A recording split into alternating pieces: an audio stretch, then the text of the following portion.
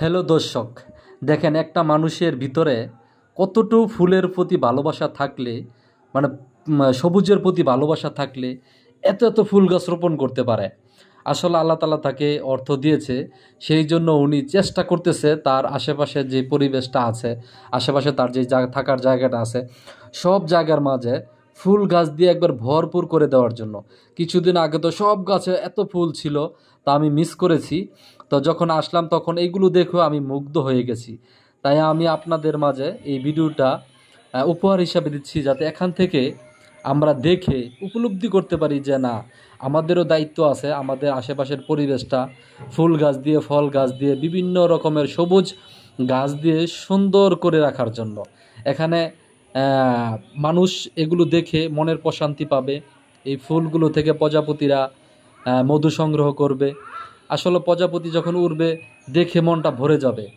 তো এরকম মানুষ আমাদের সমাজে অনেকেই আছে যারা ফুল গাছ রোপণ করে, শুধু নিজের জন্য না, পরিবেশের জন্য।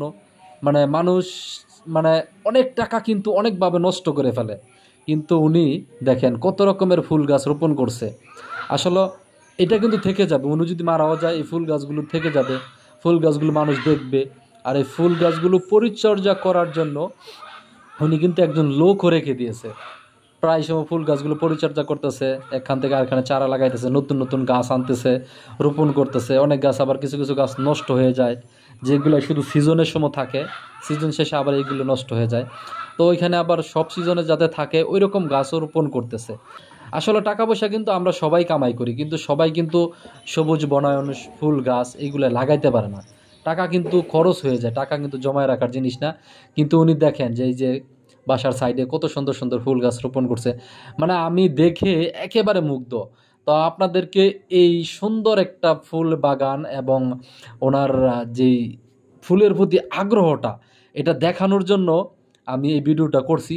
আপনারা সবাই দেখেন, আপনারা মুগ্ধ হয়ে যাবেন। এই ফুল বাগানটা দেখে বা এই ফুল গাছ লাগানো দেখে আপনারা কে কে মুগ্ধ হয়েছেন অবশ্যই জানাবেন। আর কে কে ফুল গাছ রোপণ করতেছেন, ভালোবাসেন, অবশ্যই কমেন্টস করে জানাবেন। আর আমার পাশে থাকবেন, আমি যেন আপনাদেরকে আরও সুন্দর সুন্দর এরকম সবুজ প্রকৃতি, কৃষি প্রকৃতি, সুন্দর সুন্দর ভালো ভালো যেগুলো আপনার উপকার আসবে, পরিবেশের ভারসাম্য রক্ষা হবে। এই যে এখানে অনেকগুলো গাছ রেখে দিছে, এগুলো রোপণ করবে। একটা কামনি ফুল গাছ নিয়ে আসছে, এটার ঘ্রাণ তো অসাধারণ, যার বাড়িতে আছে সেই ভালো জানে।